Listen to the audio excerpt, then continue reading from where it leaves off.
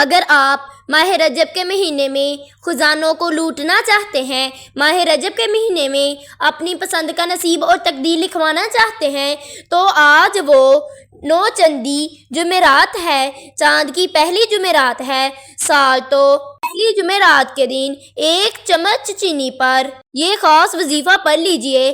آج بہت قبولیت کا دن ہے، آج خوش قسمت ہے یہ لوگ جو یہ وظیفہ پڑھ لیں گے۔ سال کا پہلی جمعرات ہے، آج جمعرات کے دن آپ نے 1 چمچ پر سورۃ کوثر کو پڑھنا ہے اور اللہ کریم سے لاکھوں مانگیں گے تو میرا رب کریم آپ کو ضرور عطا کرے گا۔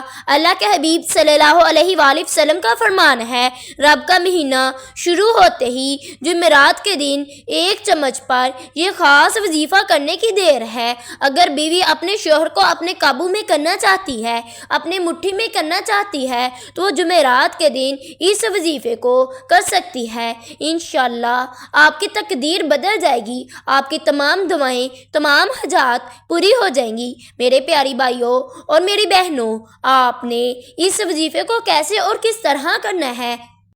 آپ اس وظیفے کو کسی بھی وقت کر سکتے ہیں، جب آپ کے پاس وقت ہو آپ اس وظیفے کو کر سکتے ہیں۔ آپ نے جمعرات کے دن سورۃ کوثر کو پڑھنا ہے، جس کو پڑھنے سے آپ کی تمام مشکلات، تمام پریشانیاں دور ہو جائیں گی، اور 2025 کا نیا سال شروع ہوتے ہی اگر آپ سورۃ کوثر کو جمعرات کے دن پڑھ لیتے ہیں تو آپ کا نصیب کھل جاتا ہے، آپ کا مقدر سنور جاتا ہے۔ یہ جمعرات 9 چندی جمعرات کا دن ہے، آپ نے 1 چمچ پر سورۃ کوثر کو پڑھنا ہے، اور یہ بہترین وظیفہ ہے۔ جو لوگ آپ سے حسد کرتے ہیں وہ آپ سے حسد کرنا ختم ہو جائیں گے، جو لوگ آپ کو نقصان پہنچانا چاہتے ہیں وہ لوگ بھی آپ سے پیار محبت کرنا شروع ہو جائیں گے۔ آپ نے کرنا کیا ہے؟ اگر آپ نے میرے چینل کو ابھی تک سبسکرائب نہیں کیا، میرے چینل کو سبسکرائب کر دیں۔ وظیفے کی طرف بڑھتے ہیں۔ آپ نے سب سے پہلے باوضو ہو کر مصلی پر بیٹھ جانا ہے، اور نبی کریم صلی اللہ علیہ وآلہ وسلم کے ذات اقدس پر آپ نے 3 مرتبہ درود ابراہیم کا نذرانہ پیش کرنا ہے۔ آپ نے 3 مرتبہ درود ابراہیم کو پڑھنا ہے۔ 3 مرتبہ درود ابراہیم کو پڑھنے کے بعد پھر آپ کا جو بھی مقصد ہے، جو بھی حاجت ہے، اس کی نیت کر لے۔ ہر انسان کا مقصد الگ ہے، ہر انسان کی خواہشات الگ ہے۔ اگر آپ من پسند نوکری کرنا چاہتے ہیں اس کی نیت کر لیں، اگر آپ من پسند شادی کرنا چاہتے ہیں اس کی نیت کر لیں، اگر آپ مقروض ہیں، قرض سے نجات چاہتے ہیں اس کی نیت کر لیں، اگر آپ دشمنوں سے نجات چاہتے ہیں اس کی نیت کر لیں۔ نیت کرنے کے بعد آپ نے 1 مرتبہ اعوذ باللہ من الشیطان الرجیم بسم اللہ الرحمن الرحیم پڑھ کر وظیفے کا آغاز کرنا ہے، اور سب سے پہلے 1 چمچ چینی پر جو آپ نے وظیفہ پڑھنا ہے وہ اللہ کا ایک صفاتی نام ہے۔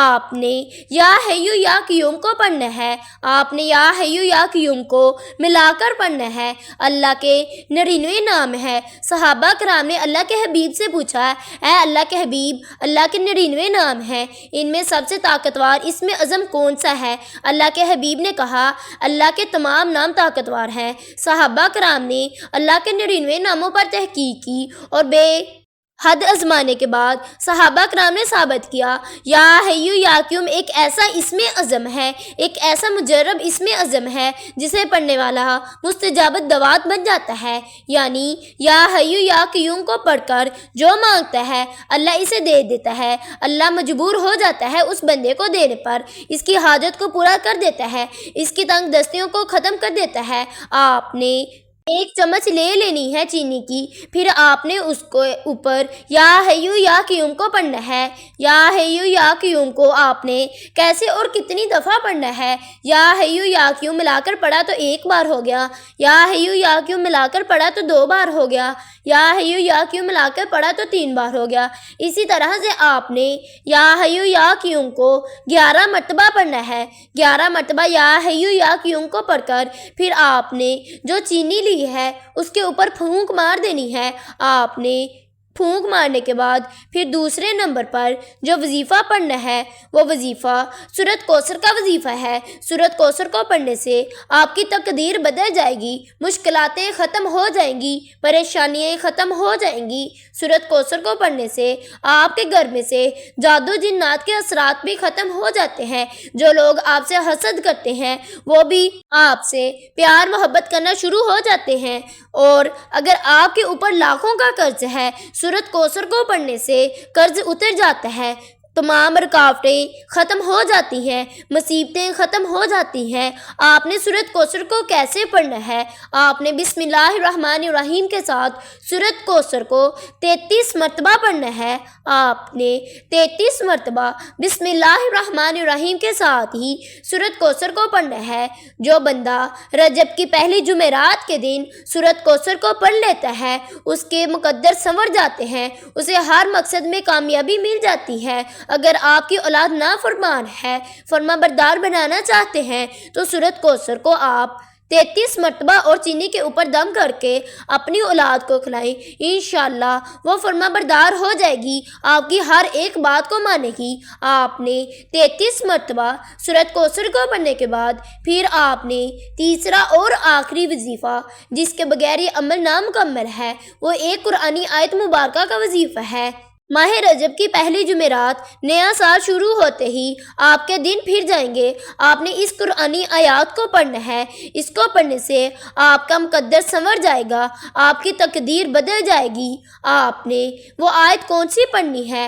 آپ نے سچے دل کے ساتھ اللہ پاک پر پختہ یقین رکھتے ہوئے اس وظیفے کو کرنا ہے۔ یہ 9 چندی جمعرات کا دن ہے۔ آپ نے لا حول ولا قوت الا باللہ کو پڑھنا ہے۔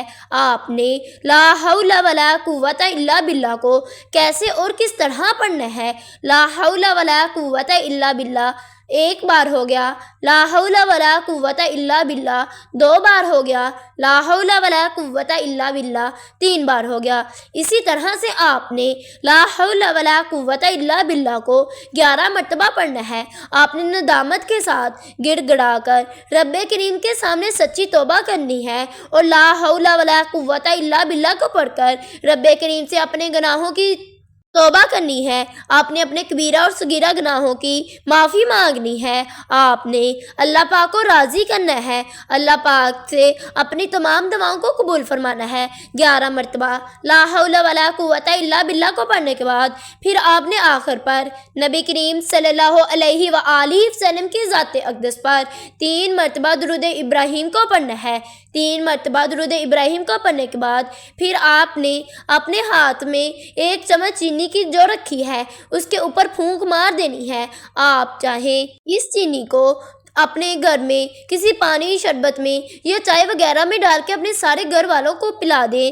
اس سے آپ کے گھر میں سے تمام بیماریاں، تمام نحوستیں، تمام پریشانیاں دور ہو جائیں گی اور آپ کے گھر میں ہر کوئی ایک دوسرے سے پیار محبت کرنا شروع کر دے گا۔ اگر آپ ایسا نہیں کر سکتے تو پھر آپ اس چینی کو صدقہ دے دیں، یعنی صدقہ اس طرح آپ کہیں درخت کے نیچے ڈال دیں تاکہ وہاں سے کیڑے چونٹیاں وغیرہ اس چینی کو کھا لیں اور وہ آپ کے لیے دعا کریں تاکہ آپ کی تمام مشکلات ختم ہو جائیں۔